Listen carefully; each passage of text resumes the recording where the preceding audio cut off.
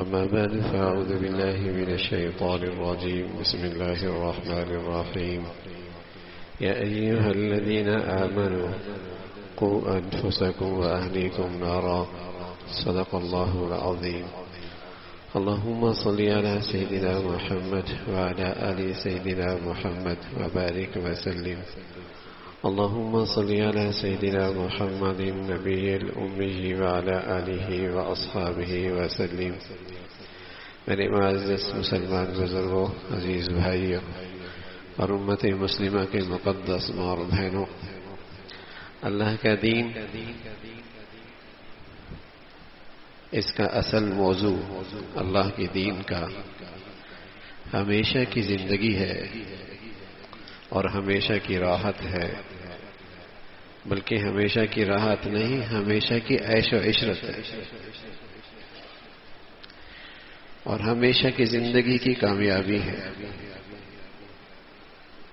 لیکن اگر یہ پورے طور پہ اس دنیا میں نصیب ہو جائے تو دنیا بھی راحت سے خالی نہیں رہتی، سکون سے خالی نہیں رہتی، اس دنیا کے اندر بھی جنت کا مزہ آنے لگتا ہے۔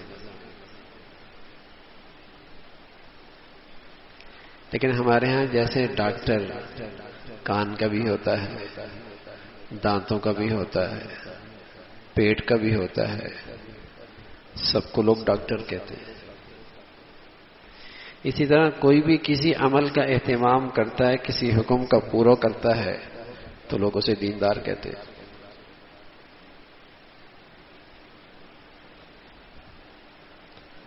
صرف دانتوں کے ڈاکٹر کو بھی ڈاکٹر کہتے ہیں، صرف آنکھوں کے ڈاکٹر کو بھی ڈاکٹر کہتے ہیں، پیٹ کے درد کا علاج کرنے والے کو بھی ڈاکٹر کہتے ہیں۔ تو دین کے معاملے میں بھی ہم نے ایسی خلاصہ نکال لیا کہ جو صرف نماز کا اہتمام کرتا ہے، پگڑی پہنتا ہے، داڑھی رکھتا ہے، پردہ کرتی ہے، بڑی دیندار،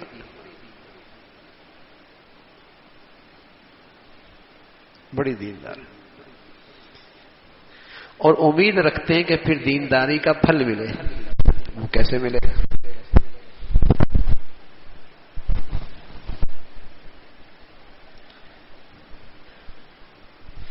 کسی کا پیٹ بھی خراب ہو، دانتوں میں بھی درد ہو، کانوں میں بھی تکلیف ہو، سر میں بھی درد رہتا ہو، بتائیے صحت کے لیے صرف کان کا علاج کروائے، پورے جسم کا علاج کروائے گا نا؟ اور جب پورے جسم کا علاج کروائے گا اور سب صحت مند ہوں گی تب اسے صحت مند انسان کہا جائے گا۔ تو ایسے ہی بھائی، دین کے دو چند احکامات پر عمل کرنے سے آدمی دیندار نہیں بنتا، دینداری تو پوری زندگی کا نام ہے۔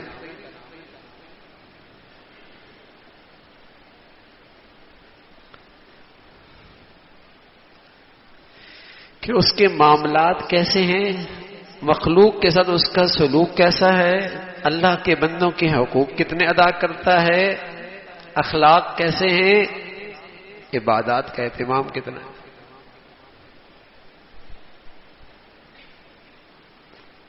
اسے پتہ ہے میں اللہ کی نافرمانیوں میں مبتلا ہوں، لیکن بس اوقات یہ دائیں بائیں کے ماحول سے جب لوگ تعریف کر رہے ہوتے ہیں تو یہ اس غلط فہمی کا شکار ہوتا ہے کہ شاید میں دیندار ہوں۔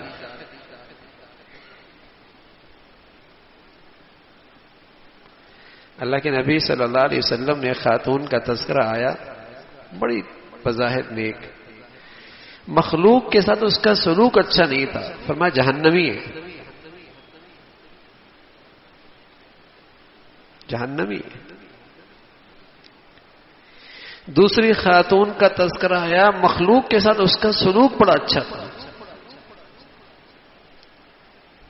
فرائض اللہ کے بھی پورا کرتی تھی، واجبات اللہ کے بھی پورا کرتی تھی، لیکن مخلوق کے ساتھ سلوک بہت اچھا تھا، فرمایا جنتی ہے۔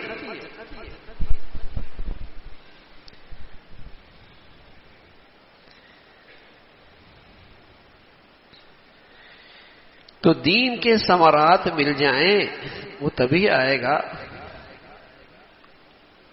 اس کے لیے درخت کی صرف جڑیں تو کافی نہیں نا، صرف تنا تو کافی نہیں ہے، اس کے تو شاخیں بھی چاہیے، شاخوں کے پتے بھی چاہیے، پتوں پر پھول بھی چاہیے، پھل تو پھر آیا کرتا ہے۔ کوئی کہتے میرا عقیدہ بڑا اچھا ہے، تو صرف جڑوں سے کام تو نہیں چلے گا۔ کوئی کہہ دے میری زندگی میں نماز روزہ زکوٰۃ تو ہے، حج تو کرتا ہوں، عمرہ بھی کرتا ہوں، تو صرف تنے سے کام تو نہیں چلے گا۔ مخلوق کے ساتھ کیا معاملہ ہے؟ وراثت کی تقسیم صحیح کی، ترکہ صحیح ادا کیا، سب کا حصہ جائز دے دیا، اچھے خاصے نمازیوں کے حاجیوں کا دین کیوں خراب ہے؟ ترکہ صحیح تقسیم نہیں کی، وراثت صحیح تقسیم نہیں کی، حق دبا کے رکھا ہوا۔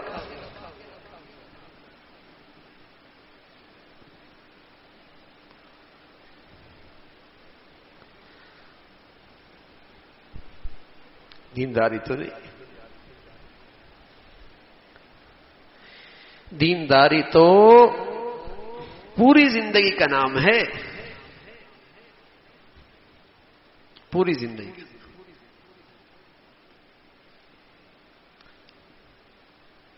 بچہ نماز پڑھتا ہے، بڑا شریف ہے، اتنا کافی ہے۔ بلکہ اب تو ہمیں بچے اور بچیوں کی وہی چیزیں بری لگتی ہیں جسے معاشرہ برا سمجھتا، باقی چیزیں بری بھی نہیں لگتی۔ بچی سگریٹ پیے بہت برا لگتا ہے، لگنا بھی چاہیے، اس لیے کہ معاشرہ اسے بہت برا سمجھتا ہے، بچی سگریٹ پی رہی۔ لیکن یہی بچی اگر پردہ نہ کرے،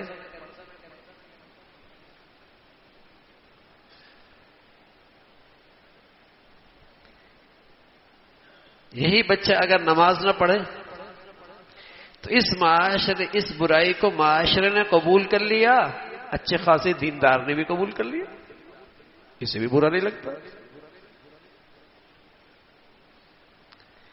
سگریٹ پی رہی ہے بچی،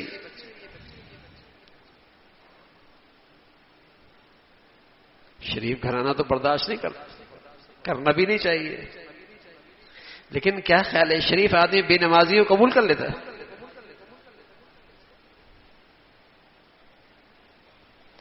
اس پر پریشانی کیوں نہیں؟ اس لیے کہ اس برائی کو معاشرے نے قبول کر لیا، اس نے بھی قبول کر لیا۔ جو بے دینی معاشرہ قبول کر رہا ہے، آج وہ اچھا خاصا دیندار بھی قبول کر رہا ہے۔ جسے معاشرے نے اب تک قبول نہیں کیا، اس پر تھوڑی پریشانی ہوتی، لیکن پتہ نہیں کب تک، جب تک وہ رواج میں نہیں آئی، جب تک وہ برائی رواج میں نہیں آئی۔ رواج میں آ جائے گی وہ برائی بھی قبول ہو جائے گی۔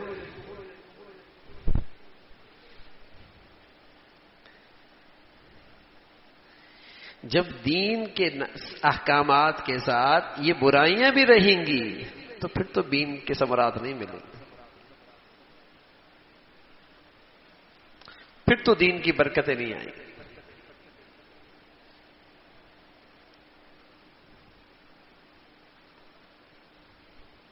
ہر چیز کا خیال رکھنا ہوگا۔ پھر اس دین کے لیے غذا ہمیشہ اس کی ضرورت ہے۔ جب اس دین کو غذا نہیں ملتی تو دین بکھر جاتا ہے، دو چیزیں کر رہا ہوتا ہے، چار چیزیں چھوڑ رہا ہوتا ہے، تین چیزیں کر رہا ہوتا ہے، چھ چیزیں چھوڑ رہا ہوتا ہے۔ اگر طبیب ایک نسخہ تجویز کرے اور اس نسخے میں مختلف اجزاء ہوں، ظاہر ہے ہر اجزاء میں کوئی نہ کوئی اس کی صحت کے لیے اس میں مصلحت ہوتی ہے، کچھ ہاضمے کے لیے ہوتی ہے، کچھ اندر کی گرمی ختم کرنے کے لیے ہوتی ہے، کچھ صحت کے لیے ہوتی ہے، کچھ جلدی ہضم کرنے کے لیے ہوتی ہے، ہر ایک میں کچھ نہ کچھ مصلحت ہوتی ہے۔ اب اس نے نسخہ دیا، تجویز کیا اس کی صحت کے لیے، اب اس نے اس میں عقل چلائی، کچھ اجزاء استعمال کر رہا ہے، کچھ چھوڑ رہا ہے۔ اب جب اس کا ری ایکشن آ رہا ہے، کہتا ہے دوائی بھی کھاتا ہوں پھر بھی ری ایکشن آ رہا ہے، بلکہ اور زیادہ تکلیف شروع ہو گئی ہے، کیا کہا جائے گا؟ ارے میاں تو نے تو نسخے کا بیڑا غرق کر دیا، یہ جو تو نے اجزاء پورے نسخے کے اجزاء بنا کر اپنی مرضی سے استعمال کر رہا، اس نے تو توازن ہی ختم کر دیا۔ اللہ تعالیٰ نے دین کی، دنیا کی اور آخرت کی کامیابی کے لیے ایک نسخہ دین دیا تھا، اس نے اس میں اپنی مرضی چلائی، کچھ کو پکڑ لیا کچھ کو چھوڑ دیا، اپنی مرضی چلائی، اور جس کو اختیار کر رہا ہے سمجھ رہا یہ سب سے اہم ہے، اور جس کو چھوڑ رہا ہے اس کی اہمیت ہی نہیں ہے۔ تو پھر تو اس کا ری ایکشن آئے گا نا جو آ رہا ہے۔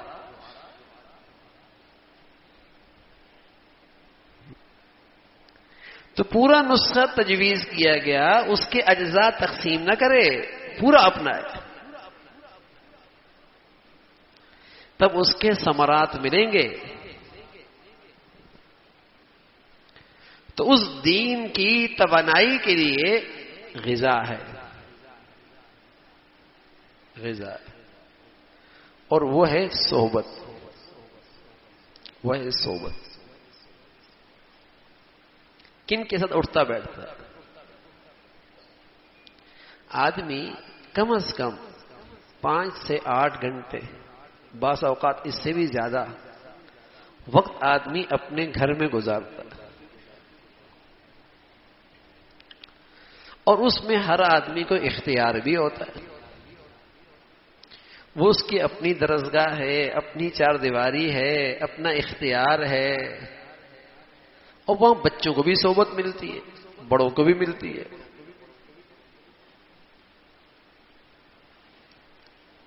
تو صحبت سے آدمی کی دینداری میں ترقی ہوتی ہے، حفاظت ہوتی ہے۔ تو ایک بڑا حصہ صحبت کا گھر ہے۔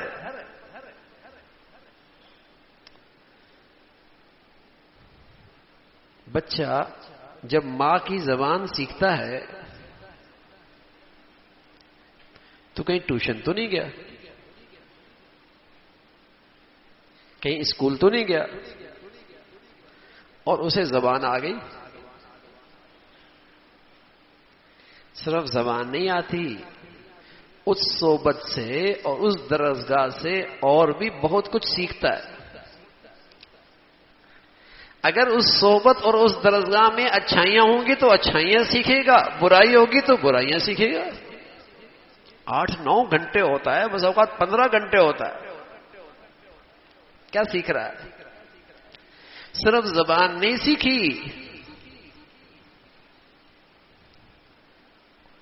آدمی گھوڑے کے ساتھ رہے تو اس گھوڑے کے اثرات بھی آتے، اونٹ کے ساتھ رہے اس کے اثرات بھی پڑتے، بکریوں کے ساتھ رہے اس کے اثرات بھی آتے، کتے کو پالے اس کی بھی اثرات ہوتے، انسانوں کے ساتھ جب رہتا ہے تو اس کے بھی اثرات ہوتے۔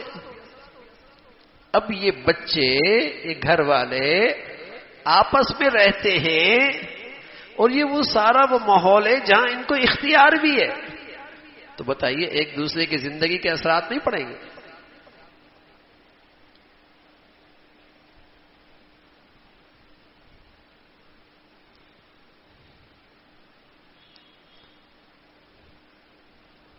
اثرات پڑتے۔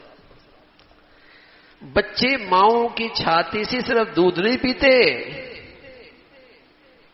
اندر کے جذبات بھی منتقل ہوا کرتے۔ صرف دودھ نہیں ہوتا.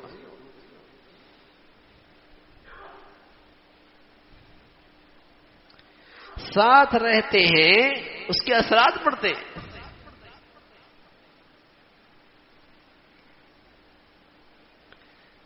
یہ تو اختیاری چیز ہے نا. اس صحبت کو تو ہم بہت بڑھیا بنا سکتے ہیں نا. اس صحبت کو تو ہم بہت بڑھیا بنا سکتے ہیں. اس کی فکر باپ کو بھی ہو, ماں کو بھی ہو, گھر کے بڑوں کو بھی ہو کہ ہم اس گھر کی صحبت کو کیسے بڑھیا بنائیں. 8 گھنٹے تو بچے یہی ہوتے ہیں, 15 گھنٹے تو یہی ہوتے ہیں, اور بچپن تو ویسے ہی ساتھ ہی گزرتا ہے.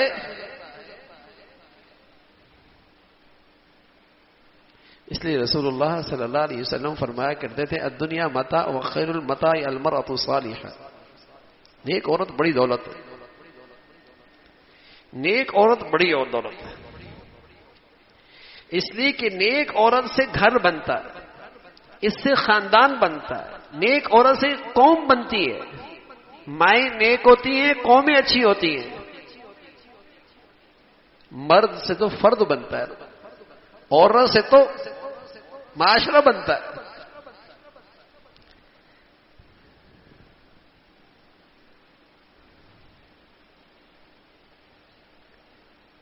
تاریخ اسلام میں ہر بڑی شخصیت کے پیچھے, ہر بڑی شخصیت کے پیچھے کوئی عورت ہو, چاہے ماں ہے, چاہے بیوی ہے, چاہے بہنا ہے, چاہے بیٹی.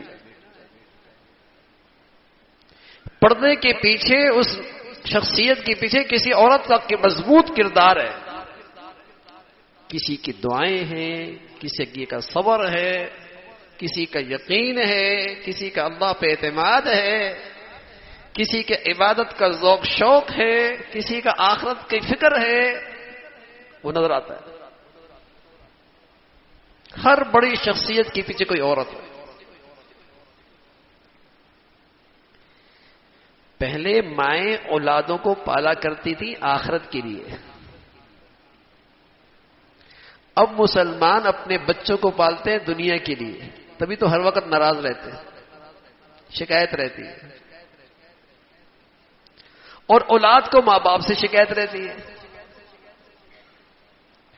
پہلے پالتے تھے آخرت کے لیے کہ یہ اللہ کے کام کا ہو جائے, یہ اسلام کا ہو جائے, یہ دین کا ہو جائے, اس کی زندگی کا مقصد اللہ کو راضی کرنا بن جائے. تو وہ ماں باپ کی آنکھوں کی ٹھنڈک بنتا تھا, اور وہ ماں باپ کا احسان شناس بنا کرتا تھا. اب تو ہم اسے پالتے ہیں کہ ان بچوں سے میری خواہشات پوری ہوں گی. وہ بڑے ہو کے اپنی خواہشات پوری کرتا ہے. اب خواہشات سے آپس میں ٹکراتی ہیں. یہ اس سے شکوے کرتا ہے, وہ اس سے شکوے کرتا ہے. خواہشات تو ٹکراتی ہے. وہ تو چاہے میاں بیوی کی خواہشات ہوں وہ بھی ٹکراتی ہیں, باپ بیٹے کی خواہشات ہوں وہ بھی ٹکراتی ہیں. اس نے اس کو پالا ہے اپنی خواہشات پورا کرنے کے لیے.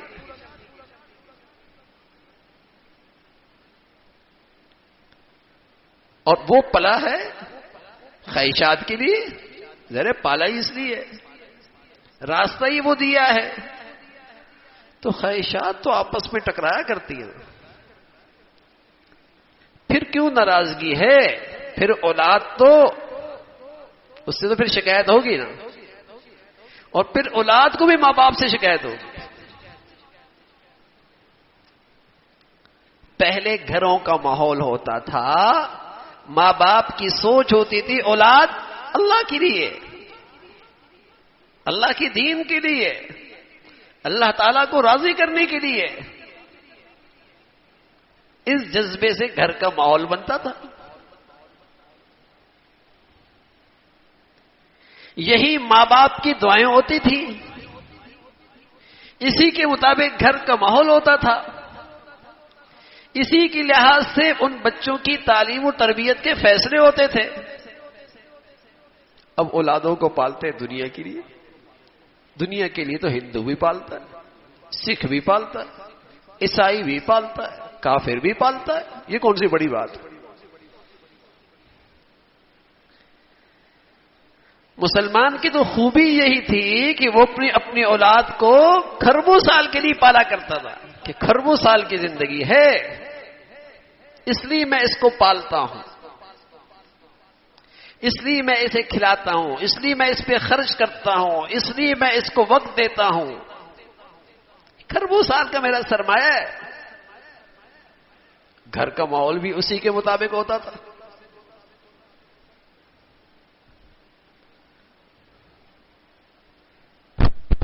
تو یہ درسگاہ جو گھر کی ہے یہ تو اختیار میں ہوتی ہے،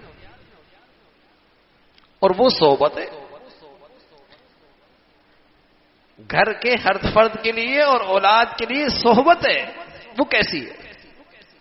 دنیا کی تذکرے ہیں، دنیا کی ٹینشن ہے، دنیا کا غم ہے، تو بھائی اس کے اثرات پڑیں گے۔ آخرت کے تذکرے ہیں، آخرت کا شوق ہے، آخرت کی باتیں ہیں، اس کے بھی اثرات پڑیں گے۔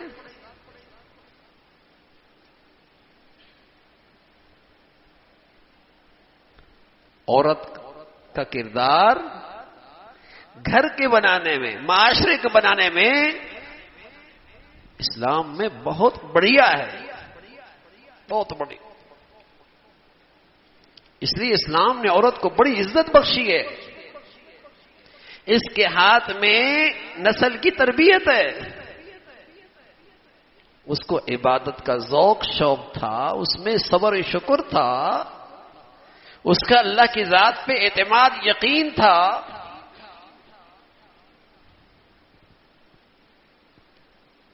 ہاجرہ رضی اللہ تعالیٰ عنہ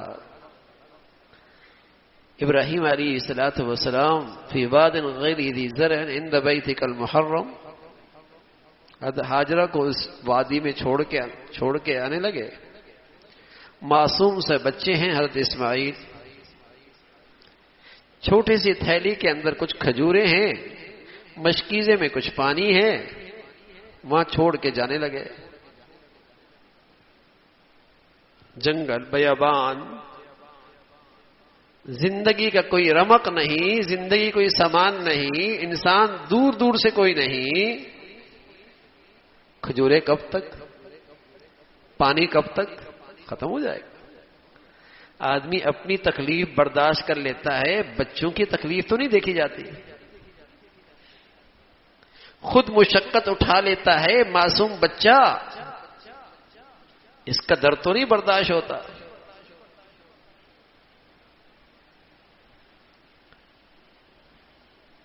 اب اس وادی پہ چھوڑ کے جا رہے ہیں شام کی طرف۔ تو اہلیہ نے پوچھا آپ ہمیں یہاں چھوڑ کے جا رہے ہیں؟ جواب کوئی نہیں۔ پھر سوال کیا، جواب کوئی نہیں۔ پھر سوال کیا، جواب کوئی نہیں۔ تیسری مرتبہ، چوتھی مرتبہ کہنے لگے اللہ امرک، آپ کو اللہ نے حکم دیا ہے؟ ابراہیم علیہ الصلوۃ والسلام نے سر ہلایا کہ اللہ نے حکم دیا ہے۔ سبحان اللہ۔ اس عورت کا اور اس زوجہ کا اور اس بیوی کا اور اس اسماعیل کی اس والدہ کا اللہ پہ کیا اعتماد تھا۔ کہنے لگی اذا لا یضیعنی، اگر ہم اللہ کا حکم پورا کریں گے تو اللہ تعالی ہمیں ضائع نہیں کرے گا۔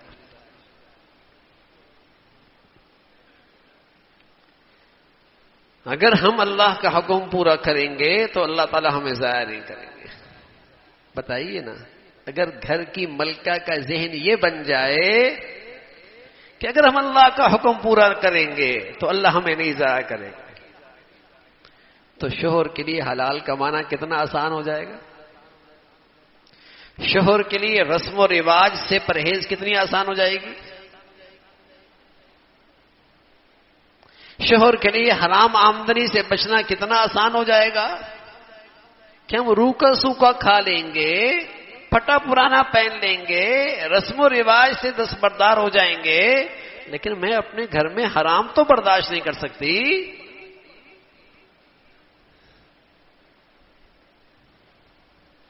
میں ناجائز آمدنی تو اپنے گھر میں نہیں قبول کر سکتی، میں تو اپنے بچوں کو وہ غذا نہیں کھلا سکتی، کتنا حوصلہ پڑے گا حلال کمانے کا؟ اذا لا یضیعنی، ہم اللہ کا حکم پورا کریں اور اللہ ہمیں ضائع کر دے، نہ ایسا نہیں ہوگا۔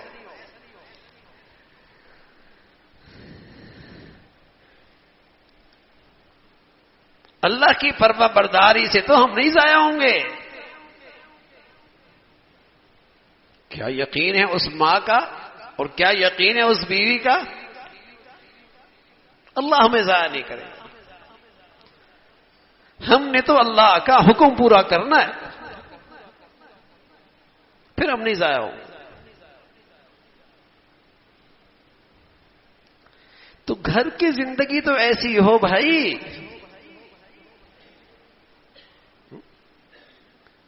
آخرت کا شوق ہو، اللہ کی ذات پہ اعتماد ہو،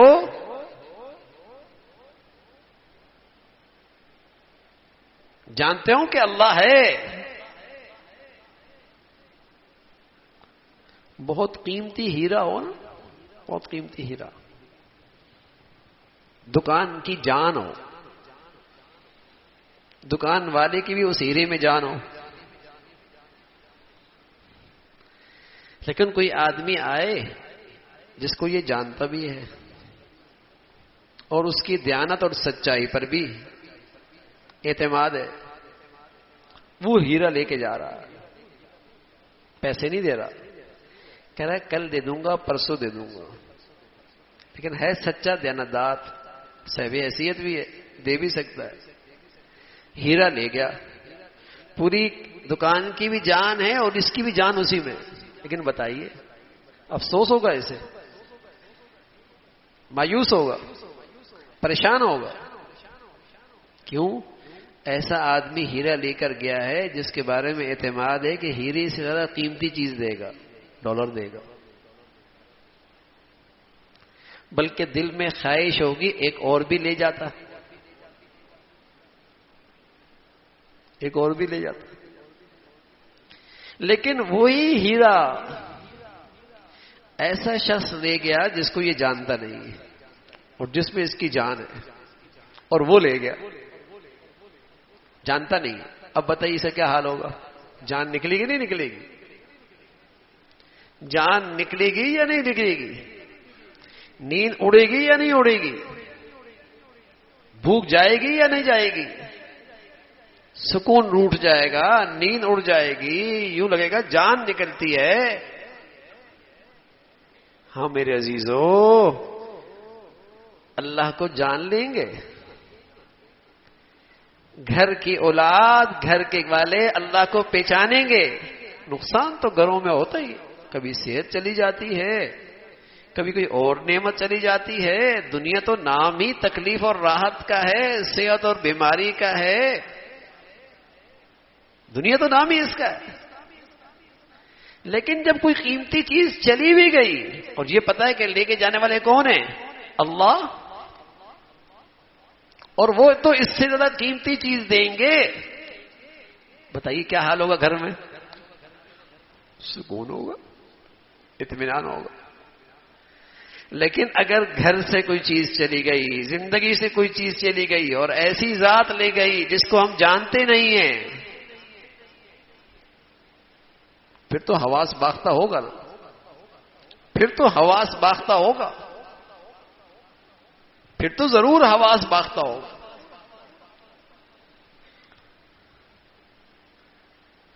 اور اگر گھر میں اللہ کی پہچان ہے، اللہ کی ذات پہ اعتماد ہے، یقین ہے، سبحان اللہ، گھر کی زندگی کی توانائی ہے، تو یہ ماحول تو گھروں میں دے سکتے ہیں، یہ صحبت تو گھروں میں دے سکتے ہیں۔ اور میرے عزیزوں، صرف نماز کافی نہیں، صرف پردہ اور داڑھی کافی نہیں، یہ صحت مند ماحول بھی گھروں میں دینا ہوگا۔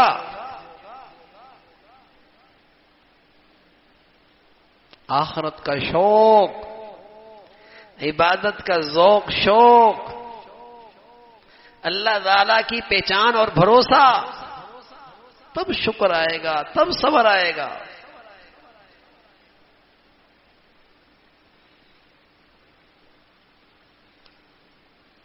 تو گھروں کا ماحول یہ فریضہ ہے. صحت مند بنانا ایمان کے لحاظ سے یہ فریضہ ہے. گھر بنتے ہیں تو قومیں بنتی ہیں، سوسائٹیاں بنتی ہیں، معاشرہ بنتا ہے. گھر تو پہلی اکائی ہے، اس پر معاشرے کی عمارت کھڑی ہوتی ہے. یہ درسگاہی اجڑ جائے تو معاشرہ اجڑ جایا کرتا ہے. گھروں کی زندگی میں دین ہو. اور دین میں نے عرض کیا، صرف دانت کا ڈاکٹر، صرف کان کا ڈاکٹر کو ڈاکٹر کہہ دینا، ایسی صرف نماز پڑھنے والے کو، پردہ کرنے والے کو دیندار کہہ دینا، اس کا نام دینداری نہیں. دین تو پوری زندگی کا نام، جس کا تعلق باطن سے بھی ہے. اللہ کو پہچانتا ہو، اللہ پہ بھروسہ ہو، اللہ کی ذات پہ یقین ہو، آخرت کا شوق ہو.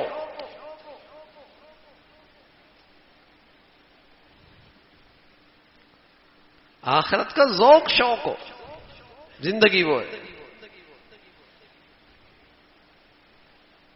پھر زندگی کا مزہ ہے.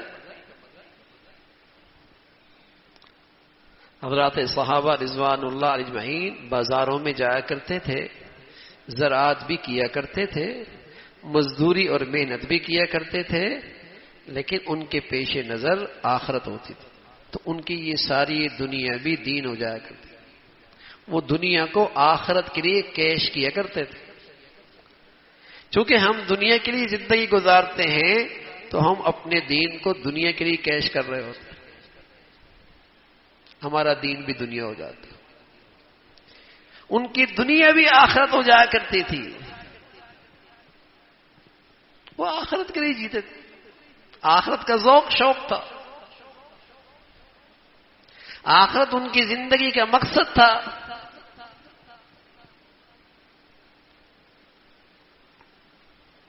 تو گھروں کا ماحول ایسا بنائے میرے عزیزو کہ اس صحبت میں آخرت کا شوق پیدا ہو، اس ماحول میں عبادت کا ذوق شوق پیدا ہو، اس ماحول میں صبر شکر کی زندگی آئے، اس ماحول میں اللہ کی ذات پہ بھروسہ آئے.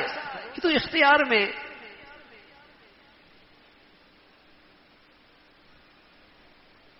یہ صحبت تو اختیار میں ہے.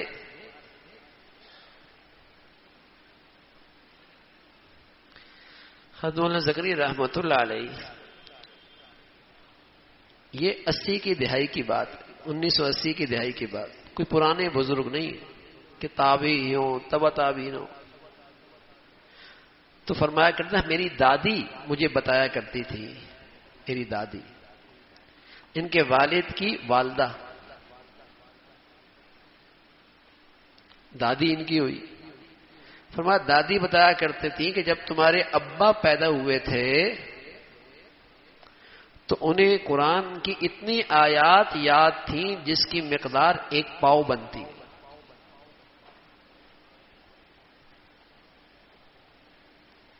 جب انہوں نے زبان کھولی تو انہیں اتنا یاد تھا قرآن جتنا 1 پاؤ بنتا ہے. مختلف آیتیں یاد تھیں. آپ کہیں گے یہ کیسے ہو؟ آپ مہمان ہیں، اپنے بچے کے سامنے ہمیشہ عربی بولیں تو زبان کھولے گا تو عربی بولے گا نا. آپ پختون ہیں، اپنے بچے کے سامنے صرف اردو بولیں تو جب بچہ زبان کھولے گا تو اردو بولے گا نا. تو جب بچے نے سنا ہی قرآن ہے، گود میں بھی قرآن سنا، سینے سے لگایا تب بھی قرآن سنا، سلا رہی ہے تب بھی قرآن پڑھ رہی ہے، تو جب زبان کھولی تو قرآن کی آیتیں یاد ہے.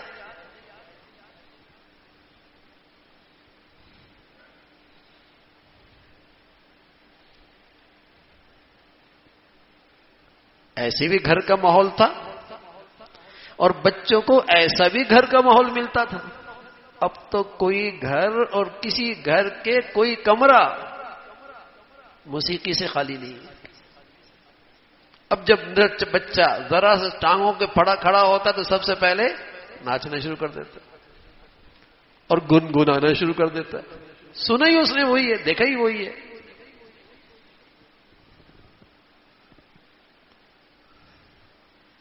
تو گھر کا ماحول تو قائم اختیار میں ہے، اور وہ صحبت کی قائم مقام ہے. کیسی صحبت دے رہے ہیں آپ وہاں؟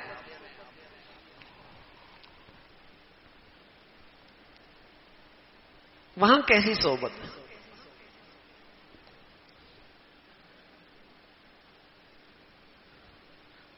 اس سے افراد تیار ہوتے ہیں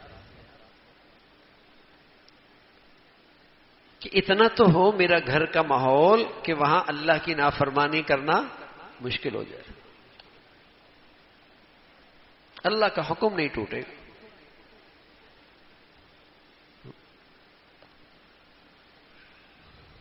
اور اس میں بڑا کردار عورت کا ہے، بیوی کا ہے، ماں کا ہے، بڑا کردار. اس میں جتنا ذوق شوق ہے، آخرت کا جتنا شوق آئے گا، جتنا عبادت کا ذوق شوق آئے گا، جتنی صبر شکر والی زندگی آئے گی، اس کے اثرات ہیں. اس لیے اللہ کے نبی ہمارے دین نے عورت کو بلند مقام دیا ہے، بڑا مرتبہ دیا. ماں ہے تب بھی، بیوی ہے تب بھی، بیٹی ہے تب بھی. اس کی شان بتائیے. اس لیے کہ اس سے نئی نسل کی تربیت اس سے وابستہ ہے.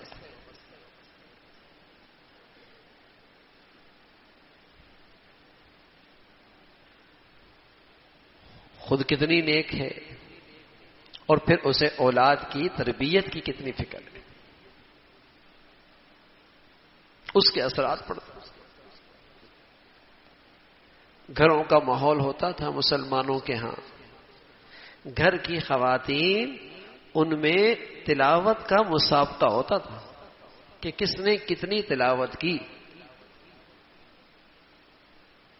اور اب کیا ہوتا ہے؟ چونکہ جو دیکھتے ہیں اللہ معاف فرمائے اسی کے اثرات پھر زندگی پر ہیں کہ دنیا میں کس طرح نمائش میں ایک دوسرے سے آگے بڑھ جائیں، دکھلاوے میں کسی طرح دوسروں سے آگے بڑھ جائیں، نمائش میں کسی طرح دوسروں سے آگے بڑھ جائیں،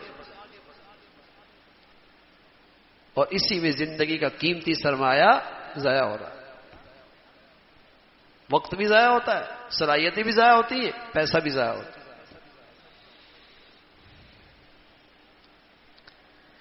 تو میرے عزیزو، گھروں کا یہ دین کا ماحول دینا اور پورے دین کا ماحول دینا، یہ مسلمانوں کا فریضہ ہے. قوا انفسکم واہلیکم نارا.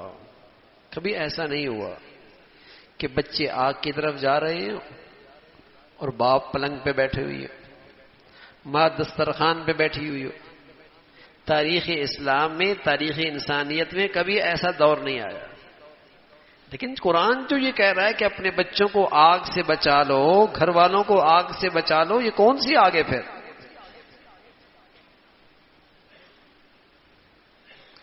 وہ وہی آگ ہے جو گناہ کی آگ ہے، جسے لوگ گناہ کی آگ کو آگ نہیں سمجھتے. اس آگ سے بچاؤ، اس آگ سے بچاؤ. ڈھیلان ہو اور بچے کو سائیکل پہ بٹھا دیا، بریک بھی ٹھیک نہیں ہے، باپ دیکھ رہا ہے، بتائیے اگر وہ ہلاک ہوتا تو اس ہلاکت میں کون شریک ہے؟ ڈھیلان بھی ہے، بریک بھی نہیں ہے، اور اس پہ بٹھا دیا. گناہ کی دلدل بھی ہے، اس کے پاس ایمان کی وہ بریک بھی نہیں گناہ سے بچ سکے، اور اس دلدل میں اسے بھیج دیا. اب وہ ہلاک ہو گیا تو ذمہ دار کون ہے؟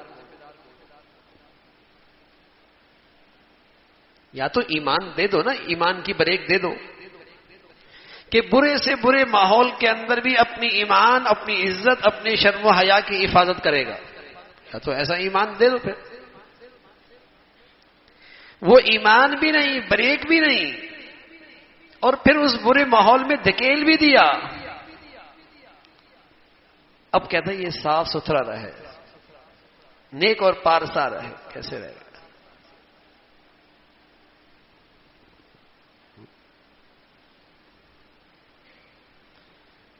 تو یہ ایک بڑی ذمہ داری ہے گھرانے پر، گھر کے ذمہ داروں پر، کہ گھر کی صحبت اچھی کریں۔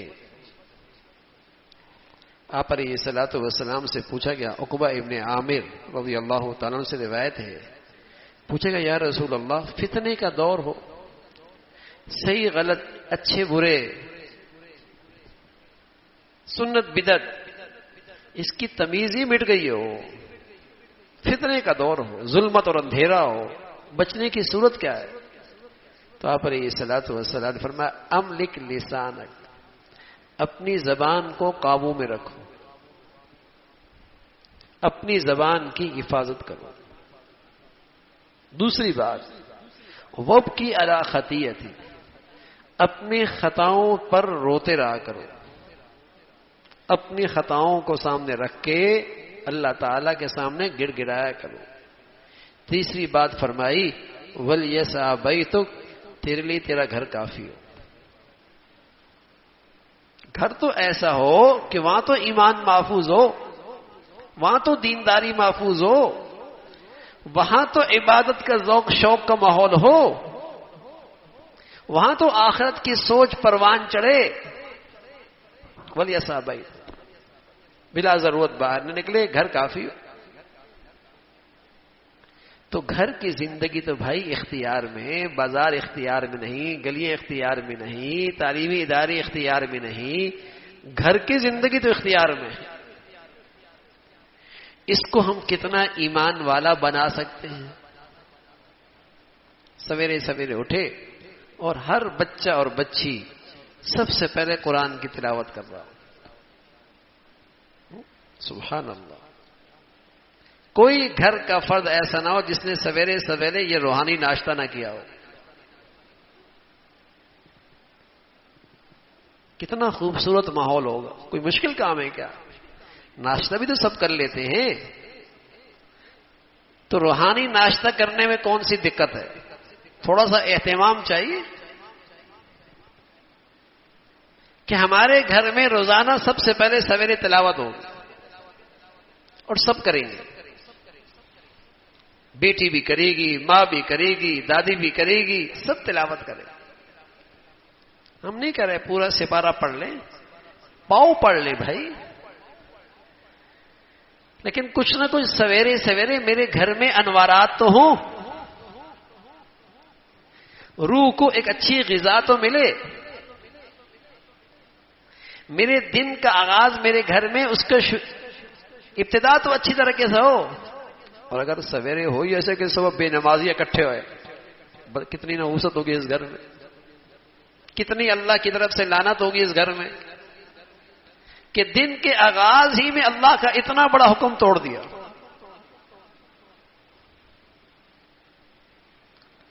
تو گھر کی فضا ایمان والی بنائیں،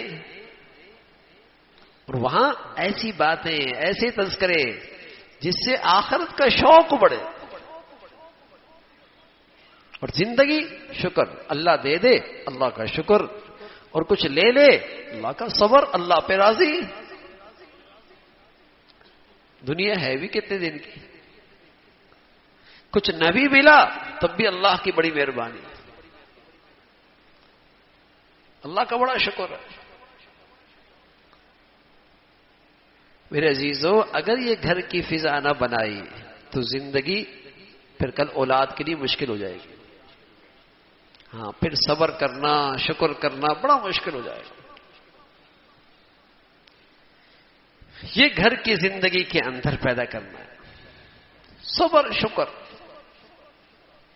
اللہ کی ذات پہ یقین، آخرت کا شوق۔ حضرت خنسہ رضی اللہ عنہ بیٹے پالے، اللہ کے لیے پالے، جب اللہ نے مانگا ایک بھی دے دیا، دوسرا بھی دے دیا، تیسرا بھی دے دیا، چوتھا بھی دے دیا، پانچواں بھی دے دیا، سب قبول ہو گئے۔ اللہ کا شکر ادا کر رہی ہے، اللہ پالا ہی اس لیے تھا، آپ نے مجھے اعزاز بخشا کہ میرے بچے تیرے دین کے لیے قبول ہو گئے، تیرا شکر ہے، مزہ آیا نا زندگی کا. میں تو پالا ہی اس لیے تھا. کہاں ہیں ایسی مائیں آج جو اللہ کے دین کے لیے بچوں کو پالے؟ اب تو ہم اپنی خواہشات کے لیے پالتے ہیں کہ دنیا میں کوئی اچھا پرزہ بن جائے، آمدنی زیادہ ہو جائے. بس یہ زندگی کا مقصد. اللہ کے دین کے لیے رکھیں گے، اللہ کو راضی کرنے کے لیے اولادوں کی پرورش کریں گے. ان کو دیکھو گے کلیجہ ٹھنڈا ہوگا، آنکھیں ٹھنڈی ہوں گی، راحت ملے گی.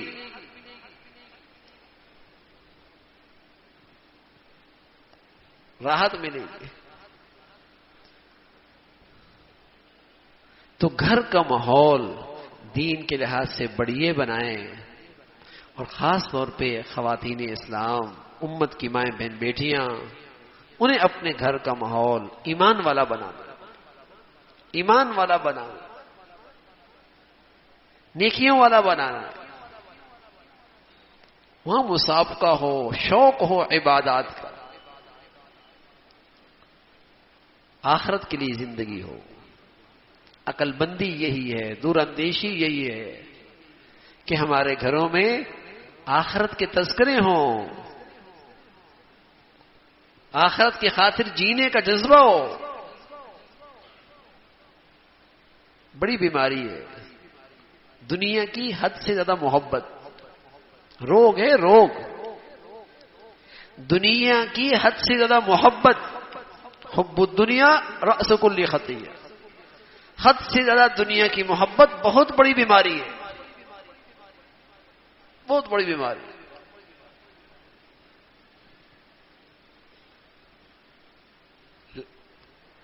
آخرت کا شوق ہو تو انشاءاللہ میرے عزیزو، اس گھر کی صحبت کی برکت سے ہمارا دین محفوظ بھی رہتا ہے، ہمارے بچوں کا اور بچیوں کا دین ترقی بھی کرتا ہے. آج اسی صحبت کا نہ ہونے کا نتیجہ ہے کہ مائیں نمازی ہیں، مائیں پردہ کرتی ہیں. جب ماں اور بچی گھر سے باہر نکلتی ہیں، دونوں کی زندگیوں میں اتنا فرق ہے کہ لگتا ہی نہیں لگتا کہ یہ دونوں ایک گھر سے نکلے. کیوں؟ اس لیے کہ یہ نمازی تو ہے، وظیفے تو پڑھتی ہے، لیکن گھر میں دین کے ماحول کی فکر نہیں. گھر میں کیا ہو رہا ہے، بچے کیا کر رہے ہیں، بچیاں کیا کر رہے ہیں. ابا نمازی تو ہے، لیکن جب ابا اور بچہ دونوں باہر نکلتے ہیں لگتا نہیں دونوں باپ بیٹے ہیں. دونوں کی زندگیوں میں اتنا فاصلہ. کیوں؟ اس لیے کہ اس کی اماں کو تو ان کے بڑوں نے ماحول دیا تھا، اس کے ابا کو تو ان کے بڑوں نے ماحول دیا تھا، اور آج انہوں نے اپنی اولاد کو ماحول نہیں دیا. یہ فرق ہے نا، یہ فرق. ان کے ابا اما کو تو ان کے بڑوں نے ماحول دیا تھا، فکر ہوا کرتی تھی، لیکن انہوں نے آج اپنی اولادوں کو یوں آزاد چھوڑ دیا، ان کی زندگی کا رنگ ہی بدل گیا. وبال ہے ایسی اولاد، اللہ کے ہاں پکڑ کا ذریعہ ہے. اولاد کی حق تلفی ہے بہت بڑی. تو گھروں کا ماحول ایسا دین کا ہو جس سے دین کی حفاظت بھی ہو، دین کی ترقی بھی ہو. اللہ تعالی ہم سب کو ایسے نیکی والا ماحول نصیب فرمائے. وآخر دعوانا الحمدللہ رب العالمین. اللهم لك الحمد كله ولك الشكر كله. اللهم إنا على ذكرك وشكرك وحسن عبادتك. اللهم إنا على ذكرك وشكرك وحسن عبادتك. ربنا ظلمنا أنفسنا وإن لم تغفر لنا وترحمنا لنكونن من الخاسرين. يا حي يا قيوم يا ذا الجلال والإكرام يا أرحم الراحمين. ہم سب کا کہا سنا اپنی بارگاہ میں قبول فرما. ایمان والی، عافیت والی، صحت والی زندگی عطا فرما. اے مولا کریم اپنے فضل سے، اپنے کرم سے ہم سب کے لیے پورے دین پہ چلنا آسان فرما. یا ارحم الراحمین ہمیں دین پہ استقامت نصیب فرما. ہمیں ہمارے بچوں کو گناہوں کی نحوستوں سے محفوظ فرما. ہمیں اور ہمارے بچوں کو نیکی سے مناسبت نصیب فرما، نیکوں سے مناسبت نصیب فرما. اے مولا کریم نیک ماحول کی قدردانی نصیب فرما. اپنے فضل سے مولا کریم تمام حاضرین حاضرات سامعین سامعات کی تمام جائز حاجات کو پورا فرما، مشکلات کو آسان فرما، پریشانیوں کو ختم فرما، ہمیشہ حلال عطا فرما، برکت والا عطا فرما، اپنے فضل سے حرام سے محفوظ فرما. مولا کریم موذی امراض سے ہسپتالوں کی زندگی سے محفوظ فرما. ہمیں اپنے بڑوں کے لیے صدقہ جاریہ بنا، ہماری اولادوں کو ہمارے لیے صدقہ جاریہ بنا. اے مولا کریم ہمیں اپنے بڑوں کے لیے راحت کا ذریعہ بنا، ہماری اولادوں کو ہمارے لیے عزت کا باعث بنا. یا ارحم الراحمین ہر قسم کے ظاہری باطنی فتنوں سے محفوظ فرما. اپنے فضل سے اپنے کرم سے مولا کریم صحیح معنی میں دینداری کی زندگی نصیب فرما. سوچ اور فکر کے لحاظ سے بھی دینداری نصیب فرما، باطنی امراض سے بھی محفوظ فرما، ظاہری بیماریوں سے بھی حفاظت فرما. اے مولا کریم اپنے فضل سے ہمیں اپنے گھروں کا ماحول دین کے مطابق ڈھالنے کی ہمت اور توفیق نصیب فرما. اپنے فضل سے مولا کریم جو بچیاں گھروں میں ہیں ان کے لیے نیک صالح رشتوں کا انتظام فرما. جو بچیاں گھروں میں جا چکی ان کے گھروں کو محبت اور تقوی سے آباد فرما. ہمارے گھروں کو زندگیوں کو ٹوٹ پھوٹ سے محفوظ فرما. یا ارحم الراحمین پورے امت مسلمہ کے حال پہ رحم فرما. اہل اسلام کو نیک صالح قیادت نصیب فرما. مظلوم مسلمانوں کی مدد اور نصرت فرما. اے مولا کریم غزہ کے مسلمانوں کی قربانیاں قبول فرما کر ہمیں بھی ایمان کی حرارت نصیب فرما اور ان کی قربانیوں قبول فرما کر ان کو اپنے قرب کا اعلیٰ درجہ نصیب فرما. اے مولا کریم وہاں کے مسلمانوں کے دلوں میں سکینہ نازل فرما، اطمینان نازل فرما اور اپنی قدرت کے عجائبات انہیں دکھا. اے مولا کریم اپنے فضل سے ان کی قربانیاں اور دین پر ان کی استقامت اور دین پر ان کی یہ قربانیاں اے مولا کریم امت میں ایمانی بہار پیدا فرما، امت میں دینی بہار پیدا فرما. اے مولا کریم اپنے فضل سے اپنے کرم سے ہمارے وطن عزیز کو سلامتی عطا فرما. یا نیکی کی اور خیر کی اور تعمیر کی قوتوں کو غلبہ نصیب فرما، شر کی اور برائی کی اور تخریب کی طاقتوں کو نیست و نابود فرما. ہمارے شہر کو سلامتی عطا فرما، ہمارے ملک کو سلامتی عطا فرما، پوری امت اسلامیہ کو سلامتی عطا فرما. جو مسلمانوں میں رنگ نسل وطن علاقے صوبائیت قومیت وطنیت کے مدبودار نعروں سے نفرت کا بیج بول رہے، بے دینی اور بے حیائی کو فروغ دے رہے، اے مولا اہل اسلام کو ان کے شر سے محفوظ فرما، ان کے اس فتنے سے ہم سب کی حفاظت فرما. مولا کریم امت میں ایمانی اسلامی وحدت پیدا فرما. ربنا تقبل منا انك انت السميع العليم وتب علينا انك انت التواب الرحيم. وصلى الله على سيدنا محمد وعلى آله وأصحابه أجمعين برحمتك يا رب.